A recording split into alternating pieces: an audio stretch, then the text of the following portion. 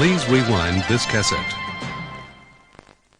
Hey guys, welcome to Box Office Addict, my monthly or every 2 weeks, whatever the fuck it is, podcast where I break down the weekend numbers and just talk about movies in general and what's going on in the industry right now. So let's update some shit on the Disney takeover of the world, which continues with Aladdin, a whole new world indeed. $1,040,000,000. This is a huge fucking hit, goes without saying. Yesterday from Danny Boyle, surprisingly, did very well. I mean, I get how it did well on the premise, but worldwide 128 million. Now, really, Richard Curtis, who has written on many of these romantic films, going back to Notting Hill, Four Weddings and a Funeral. If you actually look at the box office of his career in general, he's a very successful writer and director. So just worth pointing out. I was not a fan of Yesterday, but I am a fan of Richard Curtis. Let's jump up to Toy Story 4, which did pass $1 billion at the box office. It's at $1,017,000,000.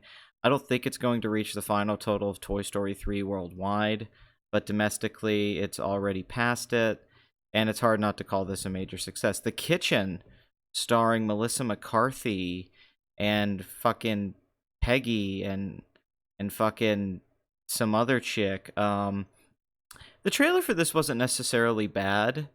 Like, I get they were going for like a Scorsese light with women, and in general I didn't like hate the look of this film, but it really kind of confused me what they were going for. I guess they thought like female power, raw, this will open to 20 million and have good word of mouth, but it just is a flat out bomb. And even though Can You Ever Forgive Me was very well reviewed, Melissa McCarthy hasn't had a successful film in quite a while. So the debate comes in, do people just want to go see her in goofy comedies like Spy and Tammy and The Heat, Identity Thief, and they don't want to see her in movies that break out into different genres? I suppose so. I don't know. She needs to kind of make a bounce back with something big. Or she wants to be taken more seriously as an actress. Maybe she doesn't want to do those kind of movies anymore. You know, Steve Carell's really gone down that road for the most part. Maybe you make enough money, why care? Make the kind of movies you want to make. But better scripts, Melissa. Spider-Man Far From Home, 1.1 billion, huge success. Biggest Spider-Man ever. Obviously adjusted for ticket price inflation. I don't think it would be. But still, huge success. I think it should end up like, let's look what it did this weekend. 46% drop. I think 385 million is not out of the question. Where'd You Go, Bernadette? Don't know what the fuck that is. Blinded by the Light, a Bruce Springsteen musical, opened in 2,300 theaters to 4.3 million. Sorry if my voice is a little phlegmy. I just drank like a couple cups of coffee. Yeah, that's a bomb. Even though it got really good reviews. The Art of Racing in the Rain, don't give a fuck. Once Upon a Time in Hollywood, the only other Sony release besides Spider-Man to be getting some attention right now. 114 mil domestic. It should pass Inglourious Bastards, not adjusted. I don't think it'll reach Django. It certainly won't reach Pulp Fiction adjusted. So it looks like this could end up at about 130 to 140 million. Let's say 135. With that $90 million budget, this movie probably needed to do a little bit better than that. I think 150 mil domestic would have been a nice soft cushion. This is the first international numbers we've got to see, 65 million so far. I think this movie needs to make at least 300 million worldwide to be considered a success, and I think more than that to be considered a hit.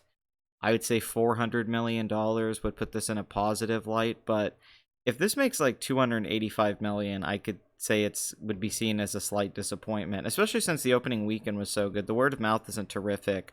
Although, to be fair, this is the best hold it's had so far with 34% drop. So, if you're interested in what I think about this movie, I just did a review of it. 47 meters down. Uncaged, motherfuckers. $12 million budget. $8 million opening weekend. Horrible. Maybe the shark craze is finally the fuck over. I think the first film opened much better than that. Dora and the Lost City of Gold. Yeah, the lost money indeed. What the fuck were they thinking with this movie? Hey, let's make Dora older. And then she goes on an adventure again. And it's written by the guy who worked on Forgetting Sarah Marshall. Opening weekend was 17 million. It's made 33 mil domestic so far at the $49 million budget. When you think about how good Jumanji Welcome to the Jungle did, or even the National Treasure franchise, this is an underperformance all around. Like, this wasn't worth making They probably thought this would start a franchise, make $100 million domestic, and do fairly well internationally. But unless this picks up internationally, the drop this weekend, 50%, is pretty steep for a family film. Horror films, on the other hand, typically have a drop over 50%. So Scary Stories to Tell in the Dark, this is no surprise. $54 million worldwide so far. Not a huge horror breakout like other recent horror franchises, but it's not bombing at the same time. Speaking of bombs, I'm so fucking happy that the Angry Birds movie 2 is not doing nearly as well as the first one. The trailer for this is absolute dog shit. The first movie, which had a pretty steep budget of $73 million, ended up making $350 million worldwide, had a decent opening weekend of $38 million. I think the premise is wore thin. A $10 million opening weekend is terrible for a family animated film, and I could see $200 million worldwide being the cap. Let's talk about another animated film, The Goddamn Lion King, having its best hold so far, 39% drop at the box office, right under $500 million. This movie was expensive. This movie cost $260 million to make and had a huge marketing campaign. Still, it looks like 530 to 550 mil domestic is a lock. I would say 1.6 billion is very likely. So even with all those factored in, and then you have to think how much they're selling in merchandise right now, home video sales, the TV rights. This will probably win a couple of Oscars. So overall, huge success. I mean, this is this was a pricey success, though, and that needs to be pointed out. Speaking of something that cost way too fucking much, Fast and Furious presents. I love that. Fast and Furious presents Hobbs and Shaw. What happens when two bald guys fight a black guy with an accent? Find out this summer. You know, I'm sick of this myth that Idris Elba's a movie star. And guys, I love him as much as anyone in The Wire or Beasts of No Nation. I'm not a hater, but Pacific Rim was a bomb. It just was. Prometheus would have done well without him. The Thor movies did not make money because he was in them. Any of the Marvel films. Zootopia, he's a voice. Jungle Book, he's a voice. Star Trek Beyond bombed. Dark Tower bombed. Where's this fucking idea that Idris Elba's a movie star? He's been in big movies, but he can't open a movie. He certainly doesn't sell a movie. And once again, I love Idris Elba, but I think in these big franchise movies, everything that's great about him as an actor is not there. That's why I wouldn't like him to play James Bond, because I don't actually think he brings it in big movies. I don't think that's where his skill lies. I think he's much better in drama. Personally, I mean, that's just me. I don't think he has the movie star charisma some people seem to think he does. This was just a bad idea from a financial standpoint, not from a making it standpoint. I get doing a spin-off movie with The Rock and Jason Statham, and doing a spin-off of the Fast and Furious franchise, in particular that The Rock was fighting with Vin Diesel. But the domestic return on the last Fast and Furious film was a big drop down from the previous film. And this film costing $200 million, I think they just went crazy. I think the right idea would have been $150 million, keeping this a smaller scale film and trying to start it off as its own franchise, not keeping the huge bombastic nature of the series, because this isn't going to make its budget back domestically, and they were probably hoping for $1 billion worldwide, is my assumption, is why they put this much money into it.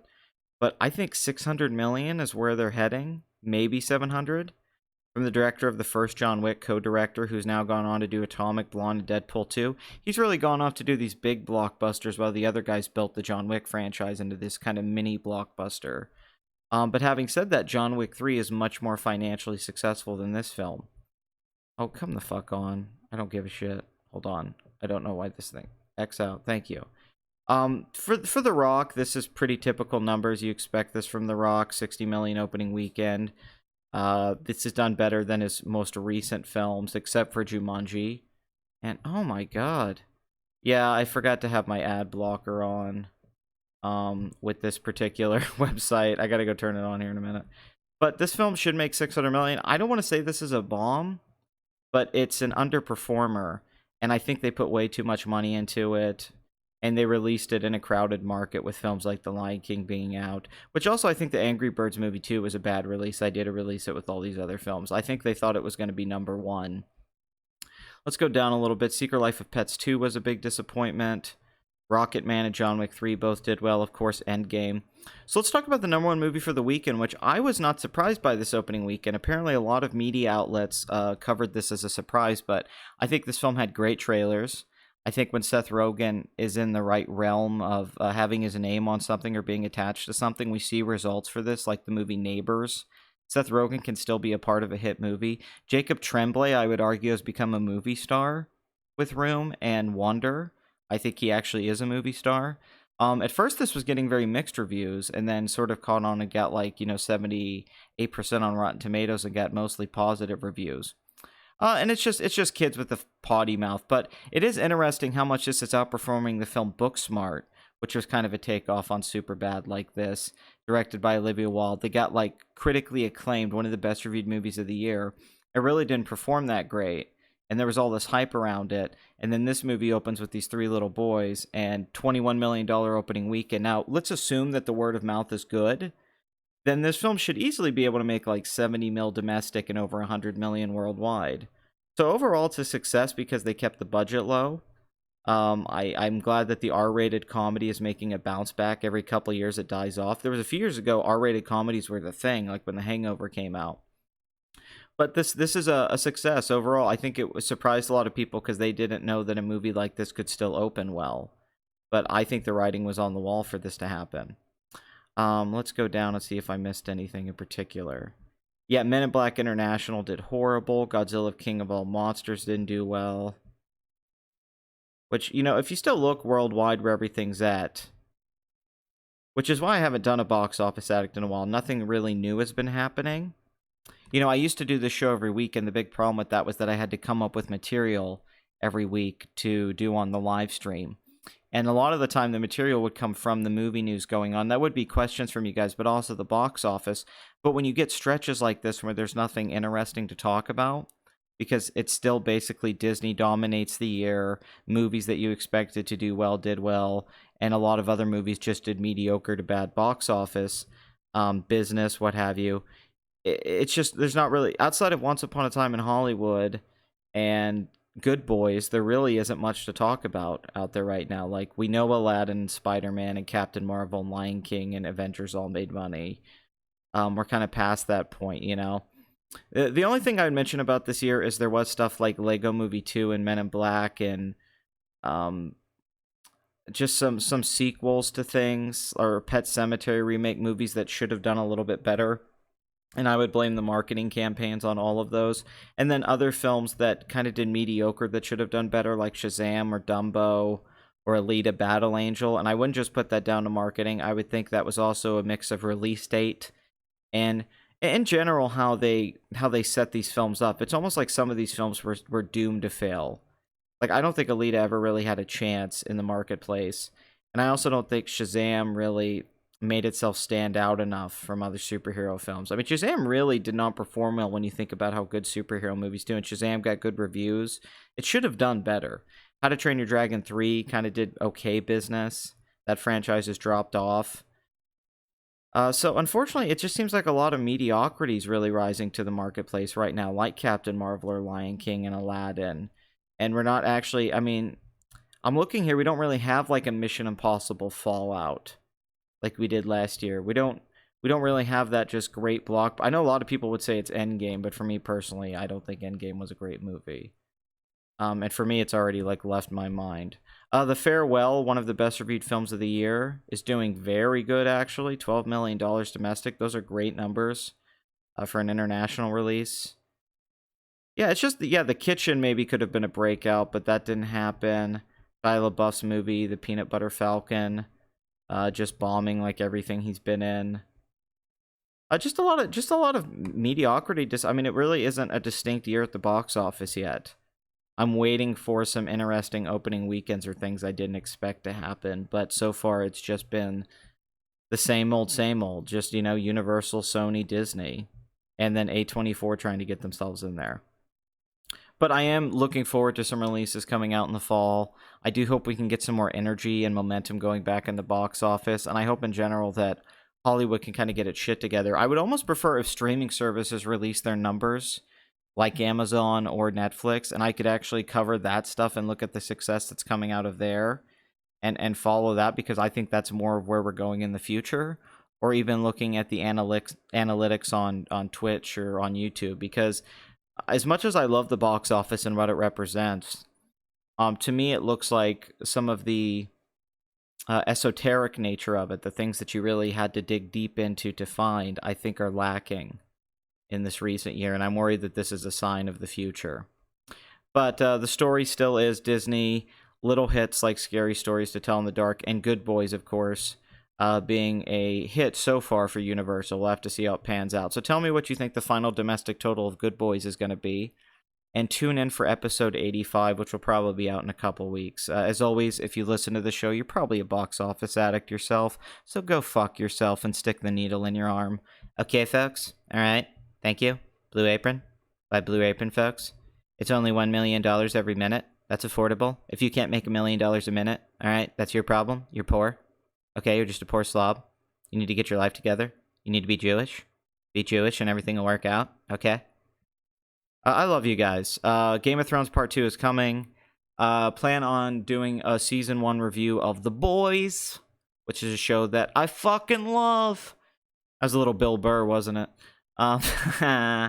And basically try to go see some more movies and review some TV shows and all that shit, and some more video essays and all that shit when I get more free time. I should have more free time in the fall. My work is going to slow down at that point, so there should be more content. Unfortunately, Terrible Lizard's busy in film school right now. Him and fucking Noel, they keep taking my proteges away from me. I hope you're happy, Bernie. And so there should be more content. Let's get this channel to 20,000 subscribers, and hopefully Please Rewind Live can premiere sometime in the next couple months, where I bring guests on and interview other YouTubers. So some big plans coming in the future, trying to kind of get my life together, organize my life so that I can format and organize this channel better so it can have steady growth and steady content being released, and we can build this wonderful community that we have. But I'll see you guys next time.